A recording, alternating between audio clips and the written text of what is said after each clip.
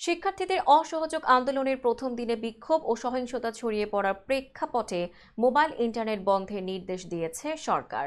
Mobile internet বন্ধের নির্দেশ দিয়েছে সরকারি একটি সংস্থা।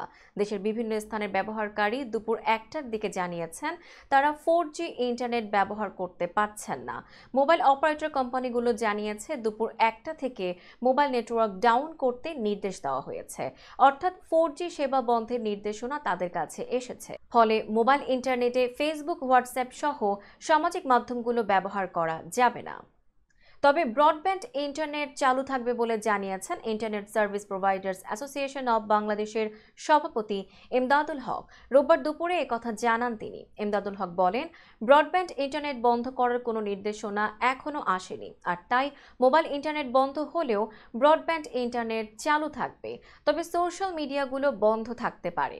আমাদের দিক থেকে বলতে পারি, ব্রডব্যান্ড ইন্টারনেট বন্ধ হবে না। এদিকে রোববার দুপুর 1টা থেকে মোবাইল অপারেটর কোম্পানিগুলো 4G নেটওয়ার্ক বন্ধ করে দিয়েছে। একই সঙ্গে ব্রডব্যান্ড ইন্টারনেটের আইআইজি অপারেটররা ফেসবুক, হোয়াটসঅ্যাপ এবং ইনস্টাগ্রামের ক্যাশ সার্ভারগুলো ডাউন করে দিয়েছে বলে জানা গেছে।